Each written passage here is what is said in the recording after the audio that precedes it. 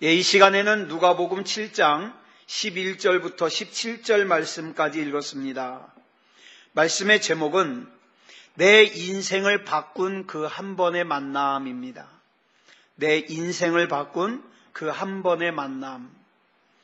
아동문학가인 정채봉이라는 분이 계십니다. 이분이 만남이라는 제목으로 시를 하나 썼는데 아동문학가답게 아주 쉽게 썼어요. 그런데 아주 쉬운 시인데 깊이가 있습니다. 제가 읽어드리겠습니다. 가장 잘못된 만남은 생선과 같은 만남이다. 만날수록 비린내가 묻어오니까.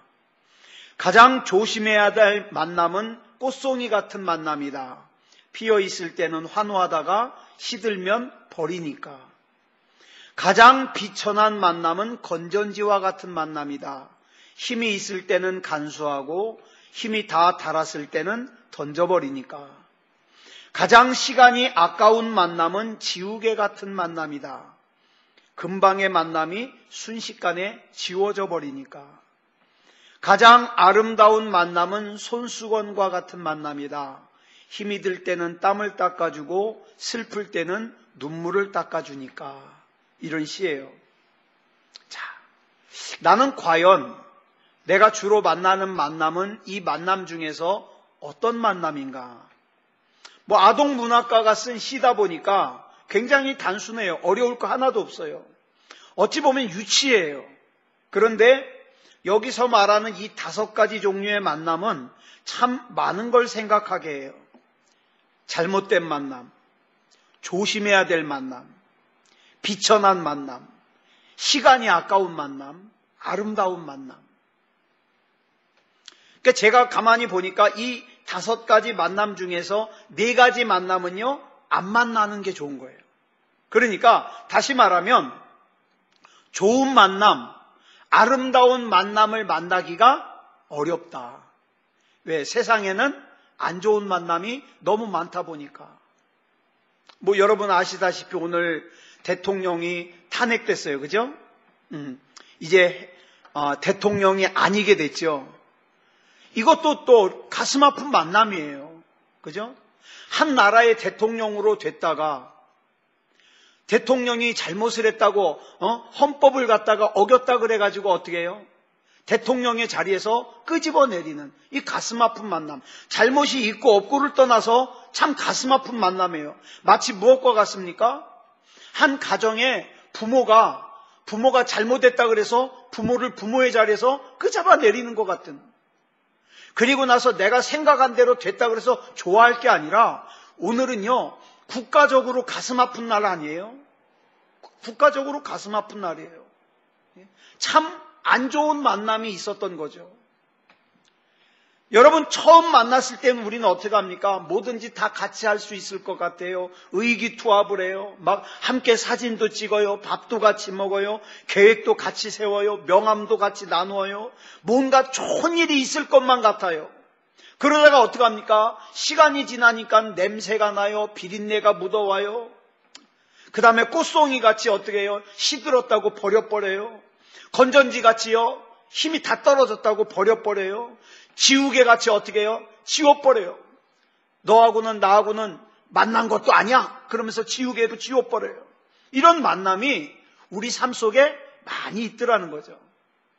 그러나 저와 여러분이 만나는 만남은요, 아름다운 만남이어야 됩니다. 아름다운 만남.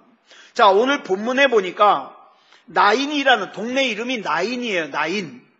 이 나인이라는 이름의 뜻은요, 즐겁다는 뜻이에요. 이 나인이라는 동네에는요, 마음씨 착하고 아름다운 한 여자가 아들을 하나 데리고 살고 있었어요. 이 집에는 늘 기쁨이 가득했으며 웃음이 떠나지 않았어요. 그런데 사실 들여다보면 이 집의 사정이요, 기쁨이 있을 만한 집이 아니에요.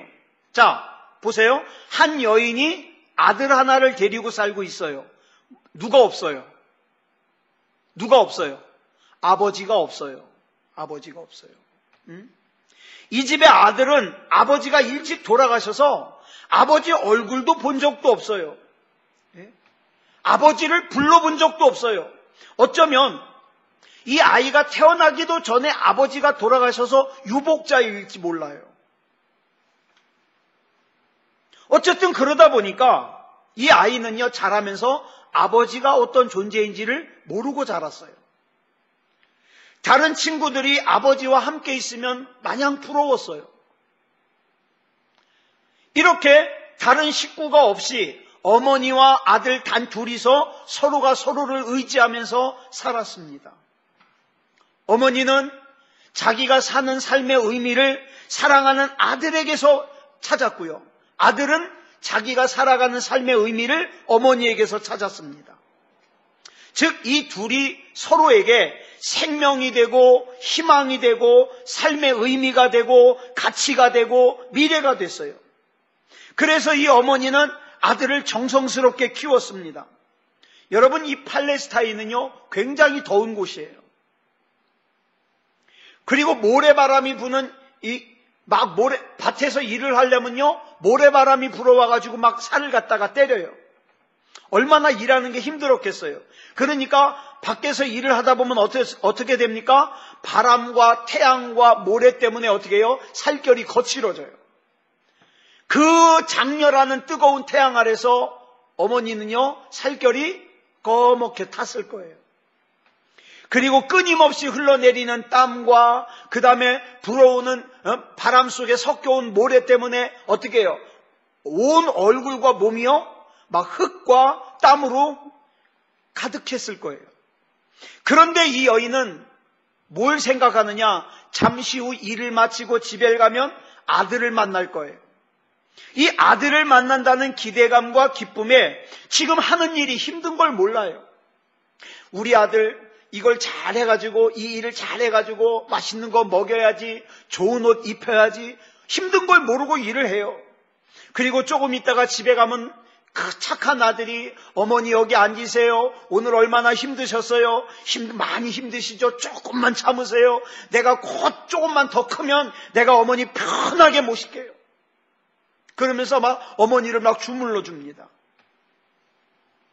그러면은 아이가 안마를 해주면 어머니는 하루 동안의 피곤이 싹 풀리는 거예요. 너무 행복한 거예요. 그런데 웬일입니까? 이 어머니와 아들이 서로가 서로를 의지하면서 사는데, 다른 가족은 없는데, 어느 날 이 아들이 시름시름 아프기 시작하더니 결국에는 죽고 말았어요. 이 믿어지지 않는 현실 앞에서 어머니는 한동안 정신이 나간 것 같았어요. 왜 우리 집에 이런 일이 일어나야 되는지, 왜 하필이면 내 아들이 죽어야 되는지 원망을 했겠죠. 분노했겠죠. 심지어는 하나님이 살아계시다면 이럴 수 없는 거야. 나에게 믿을 거라고는 우리 아들밖에 없는데 이 하나밖에 없는 아들을 데려가시다니, 하나님이 살아계시다면 이럴 수 없는 거야. 막 하나님을 원망합니다. 밥도 안 먹어요. 좋은 옷도 안 입어요. 금은 보아도 다 필요 없어요. 재산도 다 필요 없어요. 오직 죽은 아들만 보고 싶어요. 혹시 내가 내 죽은 아들의 코에 숨을 불어넣으면 다시 살아날까 해가지고 그 코에다가 숨도 불어넣어 봅니다. 가슴을 때리면은 멈춘 심장이 다시 뛸까 해서 가슴도 때려봅니다. 혹시 아들의 귀에다 대고 아들 이름을 크게 부르면 들을까 해가지고 아들 이름을 목 놓아 부릅니다. 그런데 그 모습을 바라보는 동네 사람들이요, 너무 가슴이 아파서 같이 웁니다. 그래서요, 아까 이 동네 이름이 나인이라 그랬죠. 나인이라는 이름의 뜻이 뭐라고요? 즐겁다. 이 즐거운 성이라는 이름을 가진 이 나인성이요, 슬픔의 성으로, 통곡의 성으로 바뀌어버리고 말았어요. 모든 사람이 울기 시작합니다. 그런데요, 잘 들으세요. 운다고 죽은 아들이 살아 돌아오지 않습니다. 결국 나인성의 사람들은 장례를 준비하고 이 아들을 갖다가 메고 산으로 올라갑니다. 왜? 무덤에 둬야 되니까. 아들을 메고 가는 그 뒤를 나인성의 사람들이 뒤를 쫓아갑니다. 아들의 엄마는 계속 통곡을 하고요. 그 모습을 보는 동네 사람들은 같이 흐느껴 웁니다. 이 행렬은 한마디로 이름을 하면 절망의 행렬이에요. 낙심의 행렬이에요. 포기의 행렬이에요. 죽음의 행렬이에요. 헤어짐의 행렬이에요. 마지막 행렬이에요. 패배의 행렬이에요. 이것이 지금 나인성 사람들이 가는 길이에요. 자, 하나님을 모르고 살아가는 세상 사람들이 가야 되는 길이 그래요. 구원을 모르는 사람들이 아무리 잘난 척해도, 아무리 유명한 척하고, 아무리 돈 있는 척하고, 잘 나가는 척해도 그들이 가고 있는 길은 결국 무슨 길이에요? 죽음으로 가는 길이에요. 멸망으로 가는 길이에요. 후회로 가는 길이에요. 그런데 그 행렬이 한참 언덕을 넘어가고 있는데 저 맞은편에서 또 다른 행렬이 올라오고 있어요. 그 행렬은 무슨 행렬이냐? 바로 예수님을 따르는 사람들의 행렬입니다. 그 두 행렬이 마침내 만났어요. 한쪽은 예수님이 이끄시는 생명의 행렬이고 또 다른 한쪽은 죽은 아들을 메고 가는 죽음의 행렬이에요. 한쪽은 부활의 예수님이 이끄는 행렬이요, 한쪽은 무덤으로 들어가는 멸망의 행렬이에요. 이 두 행렬이 만났어요. 예수님이 누구십니까? 예수님이 스스로를 소개하시기를 이렇게 소개하십니다. 나는 길이요 진리요 생명이다. 그러므로 나를 믿는 자는 죽지 않을 것이다. 나를 믿는 자는 죽어도 살 것이고 무릇 살아서 나를 믿는 자는 영원히 죽지 않을 것이다. 왜? 나는 부활이고 생명이기 때문에 내가 너희를 영원히 살 곳으로 인도하겠다. 예수님이 말씀하셨어요. 이게 바로 복음이에요. 이 복음을 가지고 오신 예수님께서 죽음의 행렬과 만난 거예요. 우리가 왜 전도를 해야 되느냐? 아직도 이 복음을 몰라가지고 죽음의 행렬로 멸망을 향해서 가는 사람들이 있기 때문에 전도를 해야 되는 거예요. 우리가 왜 복음을 전해야 되느냐? 그 사람들은 죽음의 행렬에서 생명의 행렬로 옮겨갈 방법을 모르기 때문에 그래요. 방법을 모르기 때문에 어떻게 합니까? 그냥 지금 내 앞에 있는 삶만 즐겁게 살다가 죽으면 그걸로 끝이다 이 말이에요. 그런데 여러분, 이 죽음의 행렬과 예수님의 행렬이 만났습니다.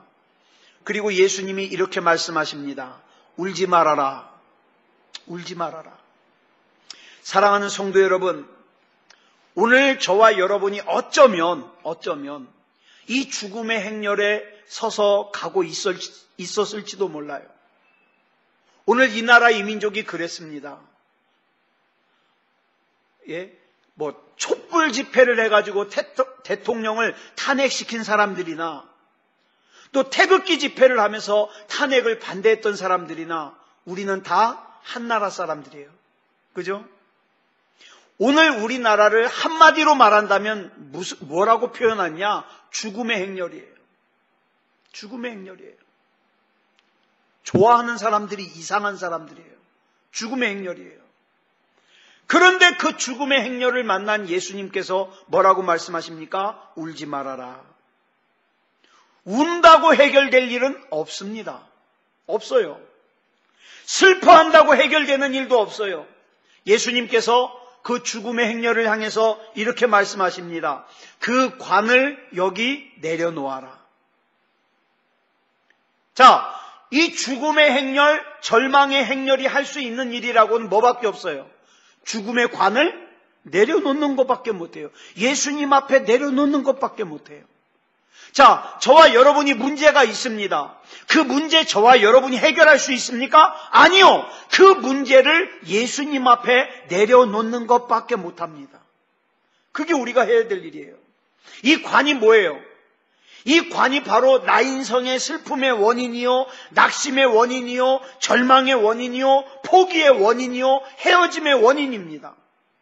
오늘 저와 여러분도 이 관을 짊어지고 낙심하고 절망하고 원망하고 시험에 들어서 어쩌면 이렇게 고백할지도 몰라요. 하나님, 내가 하나님을 믿는데 왜 이런 일이 나에게 일어나야 됩니까? 이렇게 말할지 몰라요. 그런데 우리 주님께서는 한 말씀만 하셔요. 뭐라 그럽니까? 너의 그 짊어진 관을 여기 내려놓아라. 여기 내려놓아라. 네가 가져온 문제가 뭐든, 그것이 질병의 문제든 사업의 문제든 인간관계의 문제든 직장의 문제든 내 앞에 내려놔라. 울지 말고 내려놔라. 여러분, 관을 내려놓으라는 건 뭘 전제로 할까요? 내가 그 죽음을 살려줄게. 내가 그 문제 해결해 줄게. 그리고 나서는 주님께서 그 내려놓은 관으로 터벅터벅 걸어가시더니 아들이 죽어서 들어있는 그 관 위에, 그 절망의 관 위에, 낙심의 관 위에, 애통의 관 위에 예수님의 손을 얹으셨습니다. 그리고 이렇게 말씀하세요. 젊은이여 일어나라. 사랑하는 여러분, 저와 여러분을 일으켜 세우는 것은 세상의 돈이 아닙니다.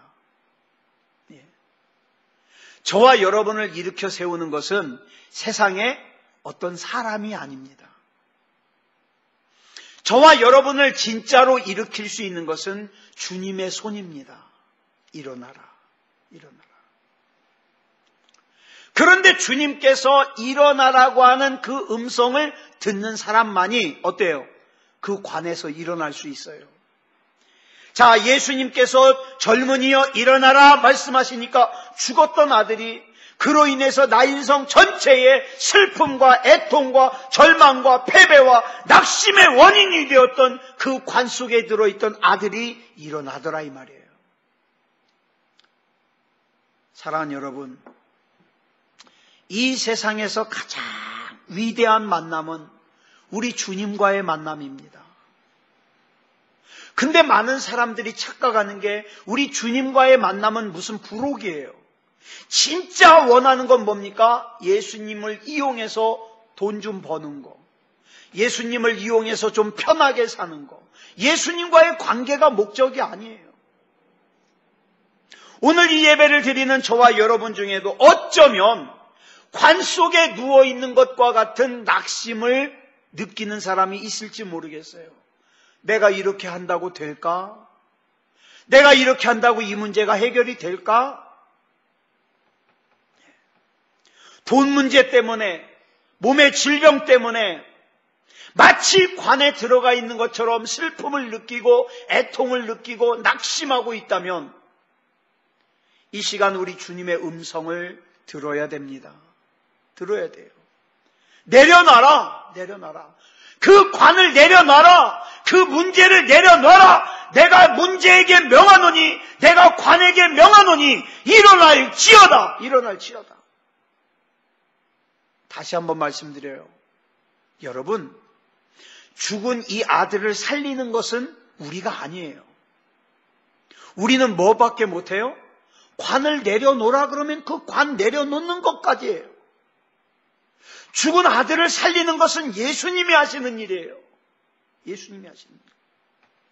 어머니와의 만남도, 이 동네 사람들과의 만남도 이 죽음의 근본적인 문제를 해결하지 못했어요. 여러분, 만약에 이 엄마가 아들의 죽음을 해결할 수 있다면 아들을 이렇게 죽게 내버려 뒀을까요? 아니요. 여기서 우리가 굉장히 중요한 거 하나 짚고 넘어가야 됩니다.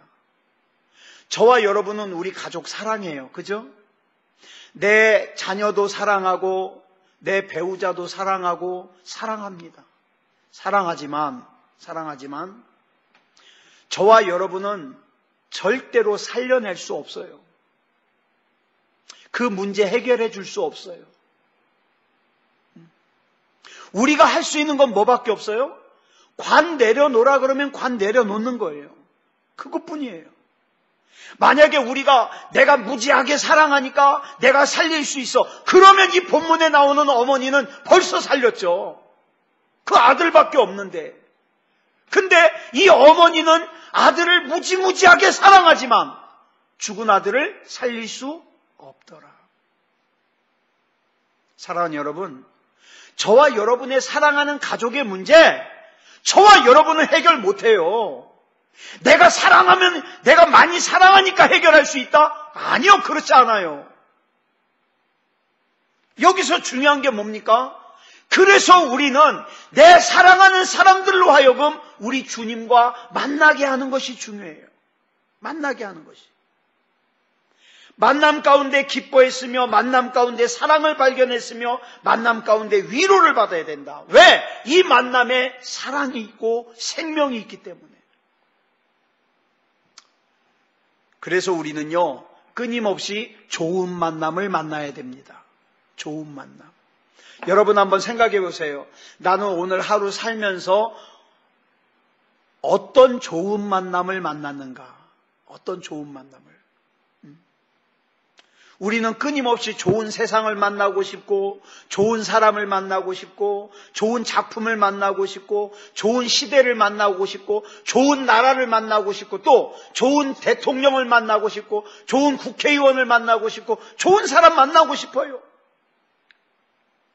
그런데 이 인생의 만남에는요, 여러 형태가 있어요. 가인과 아벨같이 서로 죽이는 만남이 있어요. 그죠? 아합과 이세벨 같이 멸망으로 가는 만남이 있어요. 또 삼손과 데릴라 같이 배신으로 끝나는 만남도 있어요. 또 베드로와 예수님 같이 은혜와 복스러운 만남이 있어요. 과연 나의 만남은 어떤 만남일까? 오늘 이 시간 저와 여러분의 만남은요, 은혜와 복이 있는 만남이 되길 바랍니다. 우리는 참 열심히 오늘도 살았어요. 그죠? 오늘도 열심히 살았어요. 열심히 사람들도 만나고요. 열심히 일도 하고요. 열심히 살았어요. 그런데 하나님이 보시기에 오늘 사는 저와 여러분의 삶이 어떤 만남이냐 이 말이에요. 의미 있는 만남인가?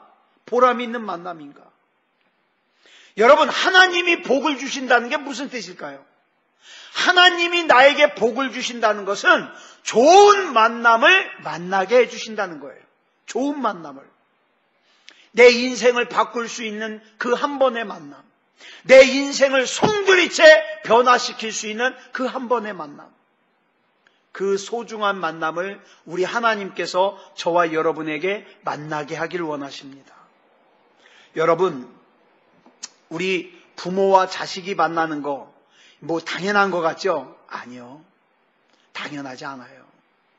네. 좋은 부모를 만나고, 좋은 자식을 만나고, 좋은 형제를 만나고, 좋은 부부를 만나고, 좋은 이웃을 만나고, 좋은 나라를 만나고, 우리 주님을 만나고, 하나님을 만나고, 좋은 교회를 만나고, 새소망교회를 만나고, 여러분, 이거는 당연한 게 아니에요. 당연한 게. 자, 우리 모든 만남의 끝은 뭐예요? 죽음입니다. 죽음이에요. 신학에서는요, 영과 육과 혼이 있는데, 이 영과 육과 혼이요, 죄로 인해서 다 분리가 돼버린 거예요. 분리가. 이걸 뭐라 그래요? 죽음이라 그래요. 죽음. 근데 복음이 뭐냐 하면 예수 그리스도로 말미암아 이 흩어졌던, 죄로 말미암아 흩어졌던 영과 육과 혼이 하나로 만나게 되는 거예요. 여러분 만나셨어요?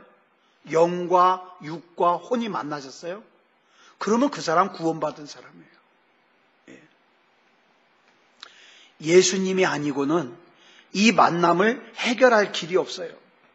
그래서 우리가 하나님 앞에서 드리는 예배라든가 하나님 앞에서 드리는 기도가 그리 중요한 거예요. 사랑하는 여러분, 그래서 우리가 그런 만남 가운데 사도행전 27장 25절을 보면요, 바울이요 배를 타고 가다가 유라굴로라고 하는 광풍을 만났어요. 광풍을 만났는데 다른 사람들은 다 낙심하고 좌절하고 절망하고 그러고 있는데 바울 한 사람이 뭐라고 그럽니까? 이렇게 고백합니다. 우리 같이 한번 읽어볼까요? 시작. 나는 내게 말씀하신 그대로 되리라고 하나님을 믿노라. 믿노라. 저와 여러분에게 이런 믿음이 있어야 돼요. 이런 믿음이. 이런 믿음은 누구에게 가능하냐? 하나님을 온전하게 만난 사람에게 가능해요. 사랑하는 여러분, 저와 여러분이 이 생명의 만남을 만나야 됩니다. 우리가 신앙생활할 때 이 만남을 제대로 만나지 못하면 어떻게 돼요? 신앙생활이 때로는 귀찮아요. 때로는 권태스러워요. 예배를 가는 것도, 기도하는 것도 참으로 귀찮고 권태스러울 때가 있어요. 왜? 진짜 중요한 생명의 만남이 없기 때문에 뭐만 남은 거예요? 그냥 교회 가는 것만 남은 거예요. 그러니까 그것이 귀찮고 힘든 거예요. 아니요! 이 안에는 생명의 역사가 나타나야 됩니다. 관을 내려놔라. 문제를 내려놔라. 내가 책임질게. 너와 나의 만남은 바로 이런 생명의 만남이라는 이 하나님의 음성을 우리가 들어야 돼요. 그래서 저와 여러분이 이 바울이 고백했던 것처럼 저와 여러분도 하나님께서 내게 말씀하신 그대로 될 것을 믿는 그런 믿음다운 믿음으로 사는 저와 여러분이 되기를 그리스도 예수님의 이름으로 축복합니다. 기도하겠습니다. 사랑의 아버지 하나님, 은혜를 감사합니다. 우리가 살아가는 이 세상에는 참으로 많은 종류의 만남이 있는데 그 많은 만남 가운데 우리가 이 시간 만나 하나님을 예배할 수 있음을 감사합니다. 사랑의 아버지 하나님, 우리의 이 만남이 죽음으로 가는 만남이 되지 말게 하여 주시옵소서. 살아계신 예수님을 구주로 영접하고 함께 생명으로 나아가는 만남이게 하여 주시옵소서. 그래서 이 예배가 의미가 있고 이 기도가 의미가 있음을 깨닫습니다. 사랑의 아버지 하나님, 비록 적은 수가 모여서 하나님을 예배하고 기도하지만 오늘 이 시간에 하나님의 음성을 들려주시고 지치고 상한 영혼을 일으켜 세워주시며 사망으로, 슬픔으로, 죽음으로, 낙심으로, 절망으로 나아가던 그 사망의 행렬 가운데 우리 주님 앞에 사망의 관을 내려놓고 우리 주님이 일어서라 말씀하시는 그 음성을 듣고 일어설 수 있는 역사가 나타나게 하여 주시옵소서. 우리 주님께서 붙잡아 주실 줄 믿사오며 그리스도 예수님의 이름으로 간절히 기도드렸사옵나이다. 아멘.